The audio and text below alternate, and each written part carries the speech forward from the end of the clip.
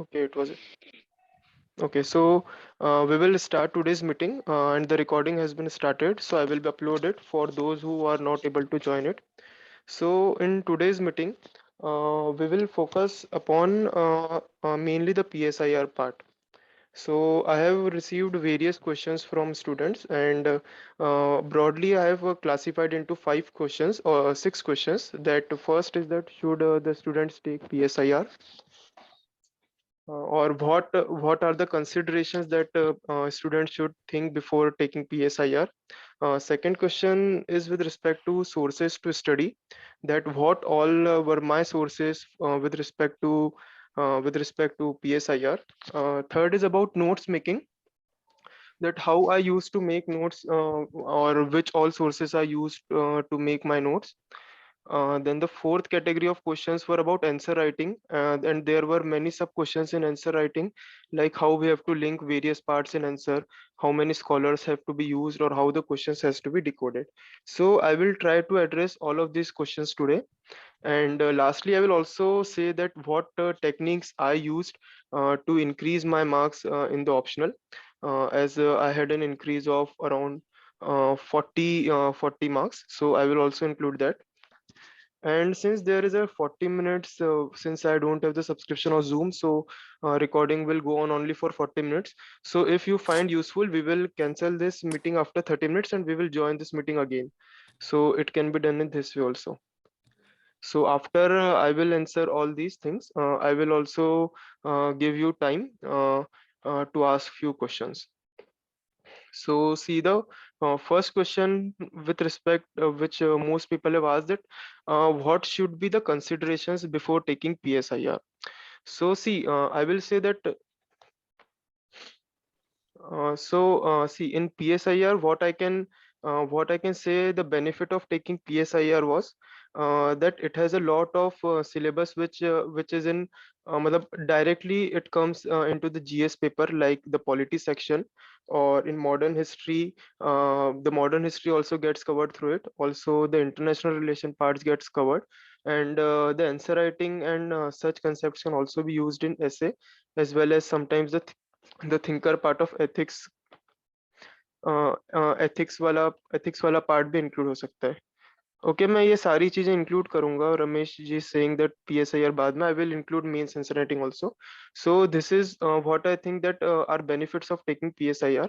But again, I will advise everyone to take PSIR or any optional only in case you are interested in this, and only when you can study for this optional subject for around 5 to 6 months, which is required to study any optional subject.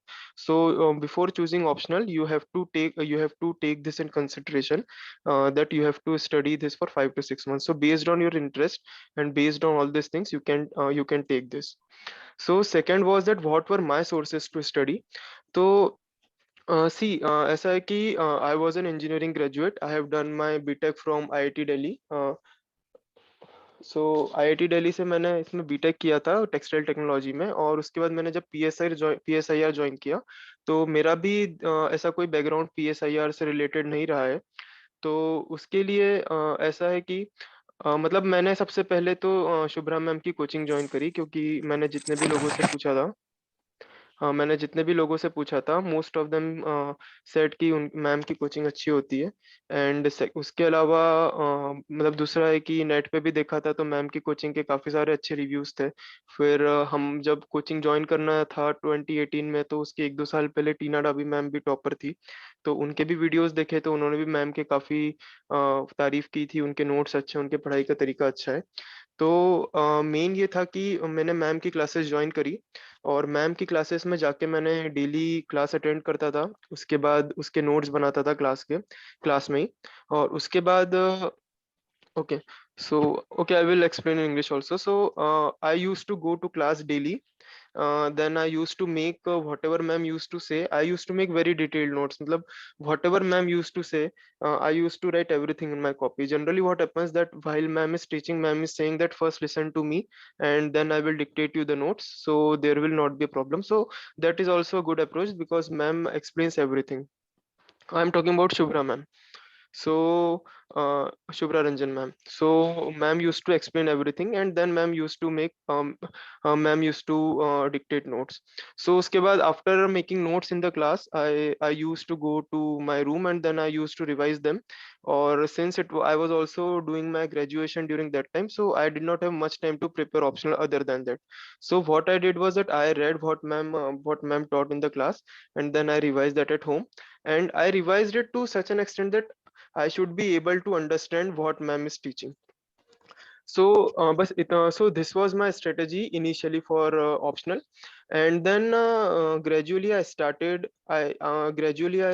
making my short notes. मतलब it was based that when I short notes बनाने के लिए ऐसा था कि मैं ma'am के notes पढ़ता था, उसके बाद मुझे जो समझ में आ रहा था मैं उसको अपनी लैंग्वेज में लिख लेता था. I have also shared all those notes with you, and you can see it is in the same format that I use to see what ma'am has taught, and then I used to write in my language or my understanding. So what was my strategy was to read whatever ma'am has taught and then understand that to a very good extent. Because ना answer writing में क्या होता है ना कि आपको concepts बहुत जरूरी होता है समझना. तो इस तरह से मैं अपना तैयारी इसी तरह से रखता था कि पहले मैं उस I will understand what ma'am is teaching, and then I will make notes based on my understanding. And whenever there is some new material, specially मतलब for political science, especially paper 1 and paper 2 part A, I did not refer to any other material than ma'am. So whatever ma'am's notes were there, hello, am I audible? Ashish is saying not guessing voice. Okay. So whatever ma'am was telling, whatever ma'am's notes were there, I used to read from that. I tried to understand whatever ma'am is saying, and if there is some concept which I'm not able to understand, like in equality there were some problems, or in the concept of justice there were some problems. So I used to I hello. So in that case, I used to refer to internet, that there are many videos on YouTube, or there are many lectures on YouTube with respect to every topic. So I used to refer to those videos, and I tried to understand those concepts to that depth. So in this way, I used to make my notes, and I used to understand the concept. Then third question was with respect to answer writing. So see, answer writing, mein, I had taken a session at ma'am's class. So there also I told that answer writing में क्या होता है ना, mains जो exam होती है, it is the most important part of this exam. Or what happens in this exam, what happens is in exam is that they want a civil servant, and they decide civil servants based on your answers, because mains is the most important exam, or just whosoever gives a gets good marks in mains, they get their name in that list. So how do they select civil servants is they see the some properties of civil servants, like objectivity honi chahiye, clarity honi chahiye, knowledge hona chahiye, forward looking hona chahiye, positivity honi chahiye, and ये सारी and all these things can be seen through your notes. So my formula for writing answer was that in introduction I will be having a clarity and a broad vision कि what have they asked. मतलब if I will share screen with you, and I also show you that how I used to write my answers. So wait, please.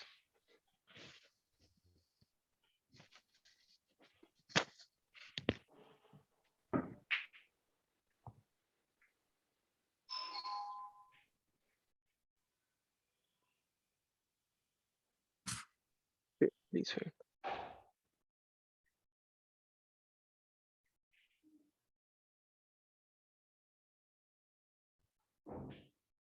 तो जैसे ये question था कि एक second. हाँ, this question है कि डेमोक्रेटिक पीस थ्योरी. नाउ अब इस क्वेश्चन का मैंने आंसर ऐसा लिखा है कि the concept of security is of paramount importance in international politics. So इस through this what I have tried to explain is that the democratic peace theory का जो मेरा ब्रॉड विजन है कि वो क्या है, why this question is asked, because there is a concept of there is a concept of security which is very much important in international relations, and for that concept I have used this they have asked this democratic peace theory. So this is something the broad understanding of this question. तो इस तरह के मैं introduction लिखता था which used to have a broader view कि why this question is asked. Similarly एक और question था, I will show you.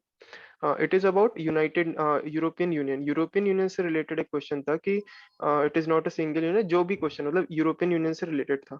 तो इसके इंट्रोडक्शन में आई हैव रिटन कि European Union has been the best example in terms of regionalism.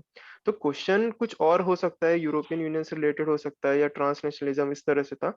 But basic चीज क्या है कि इसका कंसेप्ट क्या है? कंसेप्ट है कि रीजनलिज्म और फंक्शनलिज्म पे फोकस करता है। सो ये एक कंसेप्ट है जो इम्पोर्टेंट है। तो इस तरह से मैं इसको अपना इंट्रोडक्शन में इस तरह से रखता था।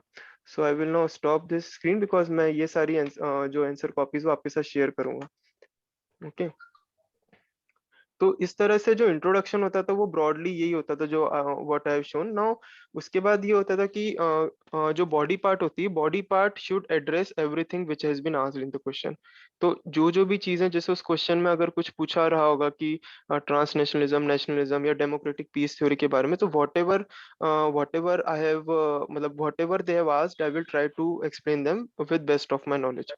ठीक है। तो this was the body part and conclusion is what a civil servant should be, that a civil servant should be a forward looking, and a civil servant should be forward looking as well as he should have a positive approach. तो इसके लिए भी I will show you the conclusion in that answer. Please wait. So इसका see the conclusion in this.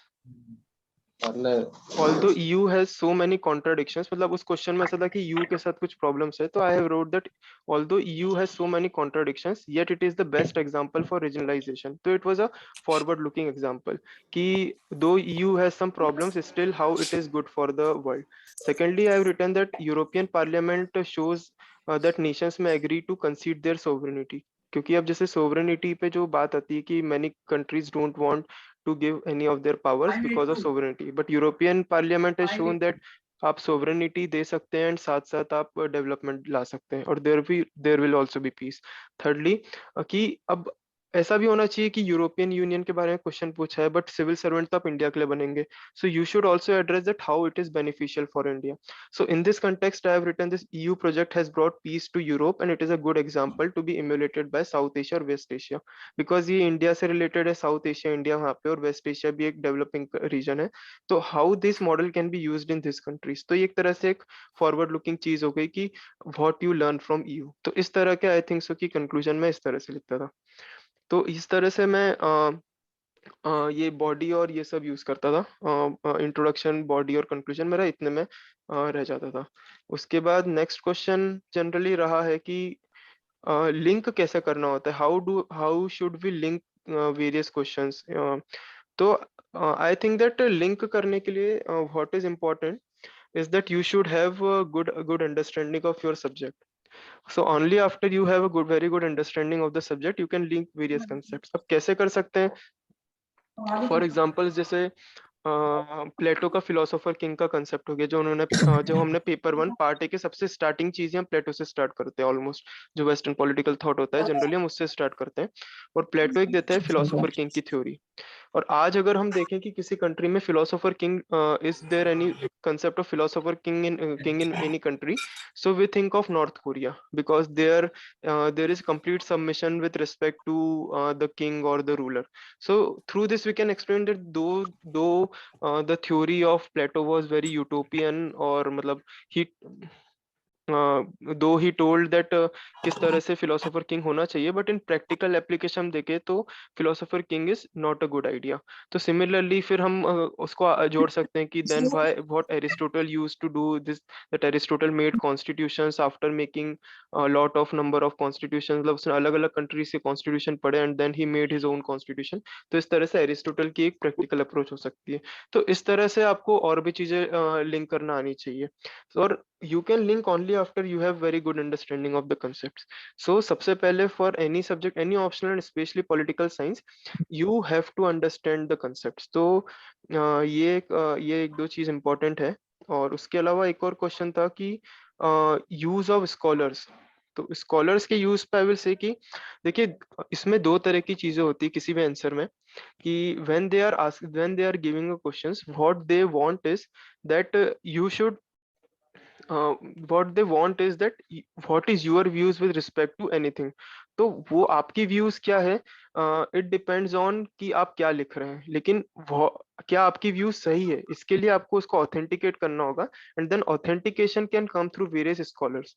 So if you are getting confused that कितने scholars use करो या कितने नहीं करो, so I will advise that based on the understanding of the question, you have to write some your points, that what you understand, and then you have to authenticate your answer with the help of scholars. So this should be the approach for answer writing.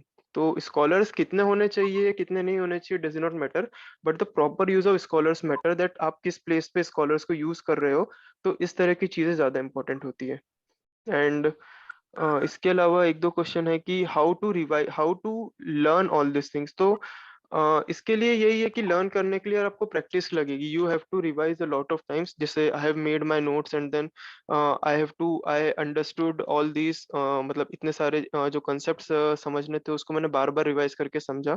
और ऐसा नहीं कि एक बार में आएगा. जब मैंने पहली बार क्लास में समझा, इवन देन आई अंडरस्टूड. फिर जब मैं रूम पे आके उसको मैंने रिवाइज किया तो अंडरस्टैंडिंग का लेवल बढ़ा. देन फर्स्ट अटेम्प्ट में कुछ अंडरस्टैंडिंग का लेवल और बढ़ा. उसके बाद सेकेंड अटेम्प्ट में दिया तो 3-4 बार उन्हीं आंसर्स को मैंने लिखा था. तो अंडरस्टैंडिंग का level will increase with time. So you have to study again and again to increase the level of understanding. और लास्ट क्वेश्चन जो काफी लोगों ने पूछा था कि how did I improve my. तो मतलब ऐसा है कि पेपर 1 में ही मेरा इम्प्रूवमेंट फास्ट रहा है. और I can say that my improvement is mostly because I have made good notes and then I have revise them again again.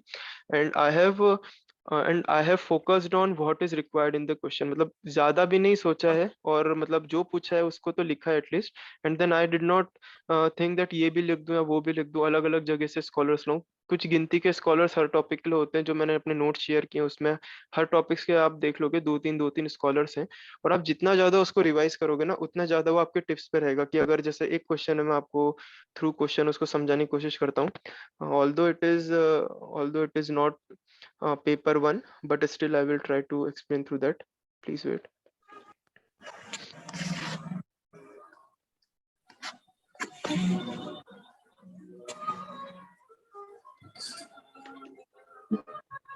ये जो क्वेश्चन था, the question was that difference with pressure group politics in developed and developing countries. So इसमें I have used according to Finer pressure groups are invisible empire. तो ये मेरा introduction हो गया क्योंकि 10 मार्क्स है. सो इंट्रोडक्शन इतना बड़ा नहीं होना चाहिए. So this was very limited introduction, that according to Finer pressure groups are invisible empire. Now I will also show you my notes ki where I made notes.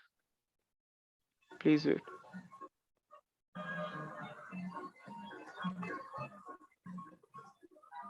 हाँ, तो these are my notes. और इस notes में ऐसा था कि पहली line थी इंट्रोडक्शन की, pressure groups are invisible empires. तो इस तरह से मैंने अपने नोट्स बनाए कि जैसे ही मैं नोट्स पढ़ूंगा कोई भी क्वेश्चन आएगा तो मैं उसको अपने उससे लिख सकता हूँ. तो ये इस तरह से, और भी मैं आपको उस क्वेश्चन में एक दो और एग्जांपल देना चाहता हूँ. Please wait. तो फाइनर का यूज हो गया. Then as per structural functional approach they carry out the function of interest articulation. तो ये मैंने जो स्ट्रक्चरल फंक्शनल अप्रोच का नोट्स बनाया है उसमें मैंने इंटरेस्ट आर्टिकुलेशन को एक्सप्लेन किया था. वो भी मैं आपको अपने नोट्स में बताऊंगा. Already I have shared this in my notes and you can see from there. फिर ऐसा है कि pressure groups perform the functions. ये थोड़ा देन इन द बॉडी, ये इंट्रोडक्शन हो गया. जो स्टार्टिंग की 2 लाइंस थी वो इंट्रोडक्शन हो गया कि वो स्ट्रक्चरल फंक्शनल अप्रोच है और इंटरेस्ट आर्टिकुलेशन है. तो ये एक ब्रॉड कंसेप्ट हो गया किसी भी प्रेशर ग्रुप से रिलेटेड. देन उसके ऊपर जो था वो इनविजिबल एम्पायर एक किसी स्कॉलर का हो गया. तो एक तरह से ऑथेंटिकेशन मिल गया. Then thirdly is that in the body I have explained everything that they have asked and what I know, that pressure groups perform the function in developed and developing countries में अलग होता है. That there are 4 kinds, जिसे Gabriel Almond has classified into 4 forms, that institutional, associational, इस तरह से. और उसके अलावा जो जीन ब्लॉन्डेल का मॉडल था, कि मॉडिफाइड कंसेप्ट, और उन्होंने कहा है कि डेवलपिंग से डेवलप्ड होते जाएंगे तो it will become more non associational. और लास्ट में एक तरह से कंक्लूजन भी लिखना, I think conclusion is very important. And so in conclusion I wrote that pressure groups fill the void in politics and there क्या लिखा है, I am not able to see it, led to the development of concept of polyarchy by Robert Dahl. तो इस तरह से conclusion भी लिख दिया और उसमें कुछ और एक दो कंसेप्ट ऐड कर दिए। सो this kind of answer I used to write, and all these answers I think can be written with the help of the notes which I have made and I have shared. And ऐसा है कि like ma'am used to say us in class, Shubhra ma'am, that only her notes are required. So even in paper 1 part A, paper 2, paper 1 part B, paper 3 part A, at least यहाँ तक तो आप सब लोगों को क्लियर है कि उस नोट से काफी सारे आंसर्स लिखे जा सकते हैं, and you don't have to do anything extra. और even in the last part, that paper 2 part B, I will advise that don't go here and there. मतलब if you are not able to understand some concept, then definitely you should read some articles. मतलब newspaper पढ़ना होगा या ORF या MEA की public diplomacy chapter से आप पढ़ सकते हो, just to understand those concept. Because जैसे इसराइल पैलेस्टाइन की जो प्रॉब्लम्स है, तो आज जो there are some current issues as well as you should know the background as well. तो अगर बैकग्राउंड ही समझ में नहीं आ रहा, so you have to go to internet, you have to read all that, understand the background. But once you have understood all these things, so after that, what is that you have to wait and see. Ma'am takes crash course, and I have taken crash course for both the time in my both attempts, and I used to do international part from a crash course. So usse I used to do it. So I will say that uh, you first focus should be on understanding the concept. See, जैसे भी हो, you have to understand those concepts. Net का use करो, किसी के notes का use करो. You can take help from friends, seniors, anyone. And secondly is that make notes, revise them, and give test, evaluate yourself. So इस तरह से broad आपका approach होना चाहिए इसको लेके। So ऐसा है कि now this is all what I wanted to share you, and now I will like to take some questions from your side. So आप यहाँ पे type कर दीजिए message and I will answer one by one. Or you want that I should unmute you?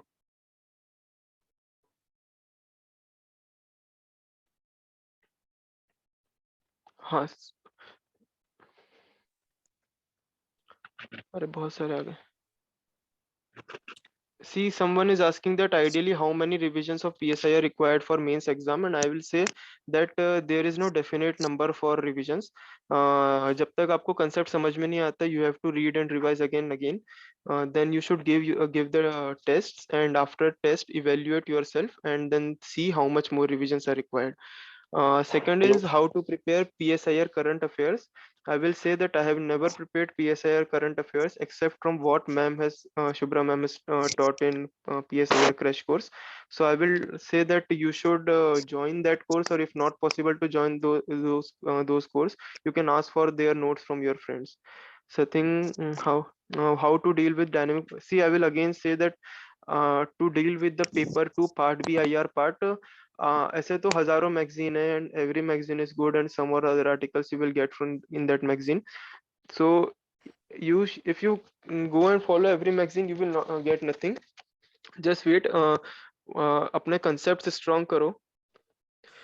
Just to make your concepts strong.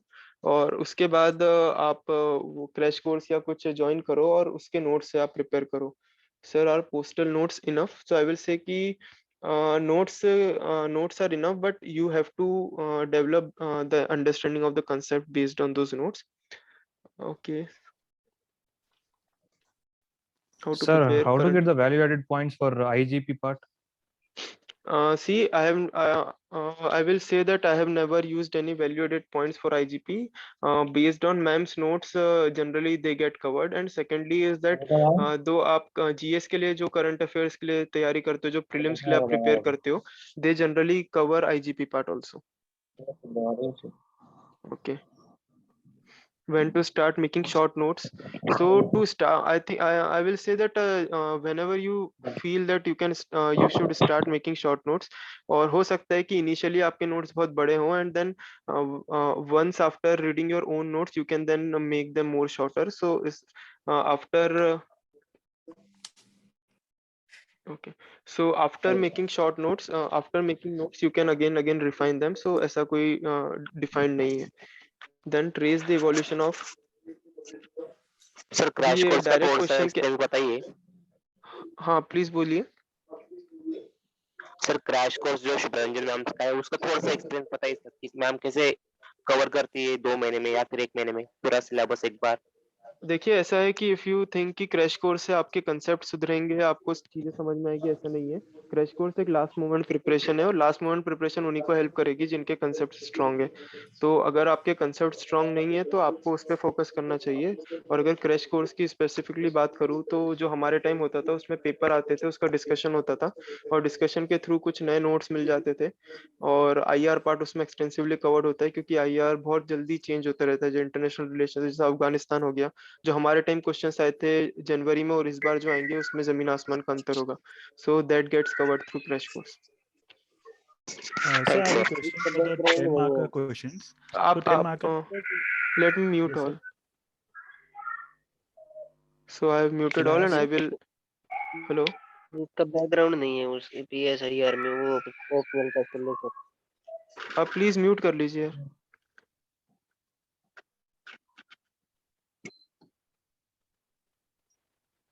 Can I okay, ask how the to. question, sir? हाँ please ask. Sir 10 marker में जैसे आजकल काफी unconventional questions आ रहे हैं, तो what हाँ. Was your strategy for the 10 marker questions? See I will say कि अनकन्वेंशनल क्वेश्चंस होता है ना, so they are not unconventional.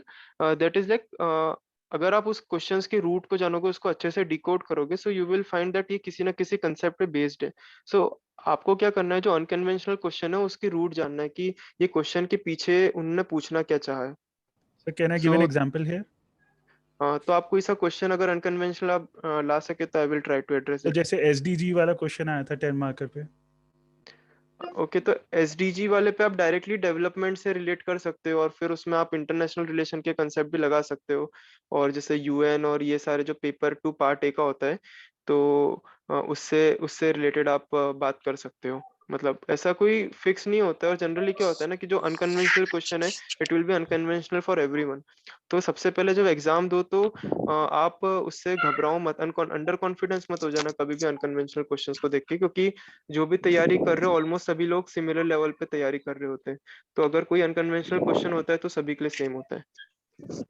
Sir thank एक यू सो डाउट मच था। सर। हाँ हेलो हेलो. सर, हम जब आंसर राइटिंग करते हैं तो उसमें हम नाम डाल सकते हैं, जैसे पीएम मोदी होगा, इंदिरा गांधी होगा, डायरेक्ट नाम, या हाँ फिर आप हम डाल सिर्फ सकते कह हैं. सकते हैं कि अगर मैं पीएम हो। भी डालता था पीएम. एक्चुअली आप डिपेंड करता है आप किसका नाम डाल रहे हो. मतलब अगर वो प्राइम मिनिस्टर है इंडिया के तो डेफिनेटली आप उनका डाल सकते हो, because they represent the government of India. लेकिन तो सर कुछ ऐसा अगर उनका डालना क्या पॉलिटिकल पीएम मोदी स्टेटमेंट है वगैरह? तो पॉलिटिकल स्टेटमेंट डालना अवॉइड करो. आप पॉलिटिकल स्टेटमेंट भले मत डालो, लेकिन जो उनका स्टेटमेंट है, और ये ना बेसिकली अंडरस्टैंडिंग के बेस पे आ जाता है धीरे धीरे. Can I ask, ठीक है sir? सर। हाँ Sir, प्लीज आस्क वन. 2022 के क्या? 2022 के लिए कैसे 2022 के लिए ऑप्शनल को कैसे प्रिपेयर करें सर? टाइमलाइन दे दीजिए कुछ। अभी आप 22 के लिए आपको प्री के लिए भी तैयारी करनी है, तो जनवरी फरवरी तक मैक्स आपको ऑप्शनल की तैयारी करना है. अपने सारे पेपर कंप्लीट कर लो, सारे पार्ट जो है कवर कर लो, थोड़ी बहुत आंसर राइटिंग स्टार्ट कर लो. उसके बाद आप प्री की तैयारी तो करो. सर कॉन्सेप्ट कैसे क्लियर करें, बेसिक कॉन्सेप्ट विदाउट कोचिंग? आप नोट्स खरीद लो मार्केट से, उससे पढ़ लो और इंटरनेट के यूज करो. Sir good evening okay, sir. Thank you sir. Good evening. Sir with respect to paper 2, बस ये पूछना था कि according to you what would be a good timeline for paper 2 because it's dynamic. और दूसरा question ये था सर टाइमलाइन कि एज इफ. हम एज इन सर आइडियली कितना टाइम देना चाहिए for paper 2. And another question would be sir quoting scholars in answers आपके अकॉर्डिंग, अगर हम पैराफ्रेज करें, अगर हमें एग्जैक्ट वर्डिंग्स ना रिमेम्बर हो तो क्या हम पैराफ्रेज कर सकते हैं? हाँ मुझे भी एग्जैक्ट वर्डिंग्स कभी याद नहीं रहती थी. और मैं भी उनका जो मतलब ब्रॉड आइडियाज तो जनरली पता होना चाहिए. ऐसा नहीं है कि आप कुछ और ही लिख दो जो उन्होंने बोला है. तो जो उन्होंने बोला है उसके आसपास आप कुछ वर्ड्स चेंज करके लिख सकते हैं. और जो पहला क्वेश्चन था कि कितना टाइम आईआर को देना चाहिए, तो आई विल ऑलवेज एडवाइस कि आप ऐसे डायरेक्ट टाइम नहीं डाल सकते कि किसको कितना टाइम देना चाहिए. आपको कंसेप्ट क्लियर होने चाहिए, उसके लिए आपको जितना भी टाइम लगे आप लगाओ, क्योंकि ये ऑप्शनल का पेपर है, ऑप्शनल में मार्क्स लेना जरूरी है। अगर वर्ल्ड हिस्ट्री जैसा कोई टॉपिक है जीएस में जिसमें जनरली ज्यादा क्वेश्चंस नहीं आते हैं, तो उन क्वेश्चंस में आप कह सकते हो कितना टाइम दे या नहीं दे। ऑप्शनल जैसे में आपको बहुत टाइम देना पड़ेगा, क्योंकि ये स्कोरिंग सब्जेक्ट है। Sir, इसका what is the background difference क्या हो between usage of the way forwards in GS2 polity and IGP part? Way forwards. Difference Yes, difference in usage of way forwards in GS2 and in IGP part. See जीएस2 और IGP में I will say कि ऐसा there is no such difference. Hello. हाँ, हाँ, okay. तो मतलब ना ऑप्शनल और जीएस2 के आंसर राइटिंग में अगर आपको कुछ डिफरेंस देखना है तो फ्लो एक फ्लो होता है। और जनरली मैं ऐसा करता था कि जो ऑप्शनल के आंसर लिखता था उसको पैराग्राफ वाइज लिखता था, पॉइंट्स में नहीं लिखता था। तो पैराग्राफ में लिखना होता है, तो एक वे फॉरवर्ड में ऐसा है कि जीएस2 में हम पॉइंट्स में भी लिख सकते हैं, इसमें एक पैराग्राफ होना चाहिए और उसमें जो ब्रॉड पॉइंट्स है, मतलब इसमें ना कंसेप्ट्स के आसपास रिवॉल्व करना चाहिए। पीएसआईआर आंसर राइटिंग में you should generally revolve yourself around the concepts, और उस कंसेप्ट्स और कीवर्ड्स के आसपास आपको अपना पूरा आंसर फ्रेम करना चाहिए। तो वे फॉरवर्ड में भी सिमिलर है कि उसमें जैसे हम 3-4 पॉइंट लिख सकते हैं, इसमें 3-4 पॉइंट से अच्छा है कि एक अच्छी लैंग्वेज में और जो सबसे इंपॉर्टेंट पॉइंट्स है और उस क्वेश्चंस को क्वेश्चन से रेलेवेंस रखते हैं उसको इंक्लूड करो। Okay, thank you. Sir, sir what is the western difference scholars जो between है ना, polity and political? क्या? हेलो, हाँ। Sir, what इसका is the बैकग्राउंड difference था between वो polity and कैसे political? Sir, what is the actually difference between polity and political? Polity and political किस कंटेक्स्ट में पूछ रहा है? आई थिंक ये सेशन हम थोड़ा ब्रॉड स्ट्रेटेजी के ऊपर रखे हैं। ये जो पर्सनल क्वेश्चन है आप मुझे मैसेज कर दीजिए। सर ये जो वेस्टर्न थिंकर है, हेलो। हेलो सर, हाँ। सर ये जो वेस्टर्न थिंकर है उनके जो इंग्लिश में नाम है सर काफी डिफिकल्ट हो जाता है लिखना। ओके। तो सर उस अगर कोई उसका स्पेलिंग या फिर कुछ गलत हो गया तो उससे नेगेटिव इमेज बनती है, मार्क्स कट होते जाते हैं। सी अब ऐसा है कि ये इतना कॉम्पिटिटिव एग्जाम है ना, तो अगर आपका आंसर और किसी का आंसर सेम होगा और उसकी स्पेलिंग सही होगी तो डेफिनेटली उनको ज्यादा मार्क्स मिलेगा। तो उस तरह से ये जो बेसिक सी चीजें, हो सकता है ये आपको स्पेलिंग्स थोड़ी टफ लग रही हो, तो एक आध दिन देके सिर्फ स्पेलिंग्स याद करने पे फोकस रखो, क्योंकि ये जो छोटी छोटी मिस्टेक हो सकता है कि कोई एग्जामिनर हो जो उसको इग्नोर करे, और कोई एग्जामिनर हो कि यार आप कितने कैजुअल हो कि आप स्पेलिंग भी ढंग से नहीं लिख रहे हो। तो इस तरह का अप्रोच कुछ भी हो सकता है, तो हमारी तरफ से प्रिपरेशन एकदम स्ट्रांग होनी चाहिए। Thank you sir. Okay. Hello sir, हाँ। शुभ्रा मैम के नोट्स इनफ है या फिर कुछ एक्स्ट्रा रेफरेंस बुक यूज आ, करना चाहिए? देखिए मतलब मैंने तो अपने नोट्स और आंसर सब मैम के नोट से लिखा था, लेकिन अगर आपको अंडरस्टैंडिंग में कुछ कभी प्रॉब्लम आती है तो आप नेट का यूज कर सकते हो, बट मैंने तो कभी यूज नहीं किया, तो मैं अपनी बात बता सकता हूँ। Okay, sir thank answer writing को अपने से इवैल्यूएट कैसे करें? अपने से इवेल्युएट करने के लिए एक रेफरेंस होना चाहिए, and generally that reference can be toppers answer copy. Sir जिसका ओके सर, बैकग्राउंड ना हो ये सही है, और मेरे को कैसे ले ऑप्शनल? आपका बैकग्राउंड पीएसआईआर नहीं है तो ऑप्शन लेना चाहिए नहीं, ऐसा क्वेश्चन है? हाँ, और कैसे करे थे, मतलब कि जिसका तो बैकग्राउंड मेरा नहीं है भी वो कैसे? बैकग्राउंड टेक्सटाइल टेक्नोलॉजी है आईटी दिल्ली से, तो मेरा भी बैकग्राउंड पीएसआईआर नहीं है। और उसके लिए ऐसा है कि अगर नहीं भी बैकग्राउंड है तो पूरा ही, मतलब जो इंजीनियरिंग ग्रेजुएट्स होते हैं जनरली उनका तो पूरा ही बैकग्राउंड जीएस से बहुत दूर दूर तक कोई रिलेशन नहीं होता है। तो आप जब जीएस पूरा पढ़ सकते हैं तो आप मेहनत करेंगे तो आप पीएसआईआर भी पढ़ लेंगे। और इसमें पीएसआईआर में तो काफी चीजें कंसेप्चुअल है, कहने को इसका सिलेबस बहुत बड़ा है लेकिन काफी कंसेप्चुअल है और इंटरलिंक्ड है, तो इतनी प्रॉब्लम नहीं आती। आप धीरे धीरे तैयारी करने लगेंगे तो इजी लगेगा। इसकी बहुत सारी किताबें होती हैं, मतलब कि हर एक चीज की, तो उसकी जगह अगर वो नोट्स ही रेफर करे तो हो जाएगा पूरा, मतलब सिलेबस ढंग से कंप्लीट। देखो सिलेबस नोट से कंप्लीट हो जाएगा, लेकिन इसकी गारंटी नहीं कि आपको समझ में आएगा या नहीं आएगा।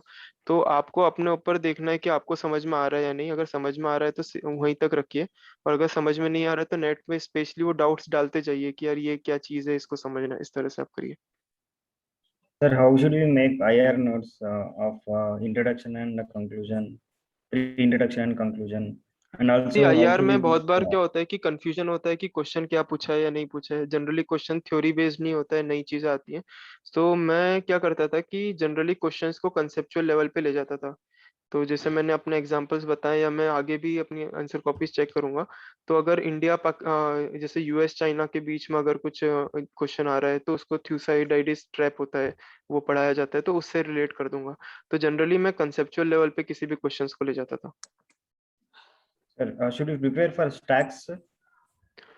हाँ, if you can add some stats in your answer, they will definitely help you in getting good marks, but focus more on concepts, and after you have good concepts, you can write scholars, you can also include facts.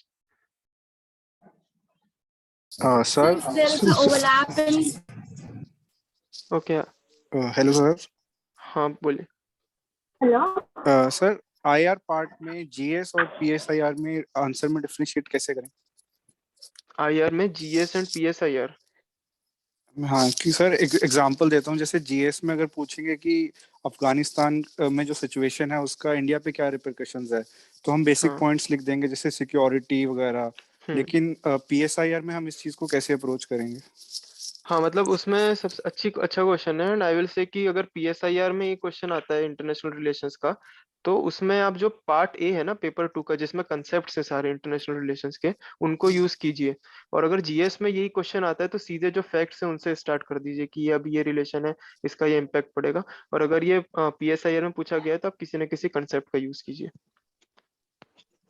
Okay, thank you sir. Okay, so अब एक last question, I will be taking one last question. Sir आपने is it beneficial of making introductions and conclusions? What? Is it beneficial of making introductions and conclusions? I mean, before writing the exam. I'm not able to understand your question. See, I can answer one last question, and it is that, sir, can we use politically sensitive language like Islamic fundamentalism, RSS, Hindutva? So I will say ki it depends upon your understanding that what things should be in your answer, and if you are able to write a good answer without using any controversial terms, try to go into that method, and if sometimes it is necessary to give an example, so you can use them. Sir, Shubhra ma'am की test लिखने से पहले हमको किस तरह से prepare करना चाहिए so that we will be confident to write an answer? मैं सबसे पहले उस टॉपिक को रिवाइज करता था, उसके नोट से रिवाइज करता था, और एक दो आंसर्स में लिख लेता था प्रैक्टिस के लिए, जिससे मेरे अंदर कॉन्फिडेंस आएगा। तो वो मेरी अप्रोच होती थी।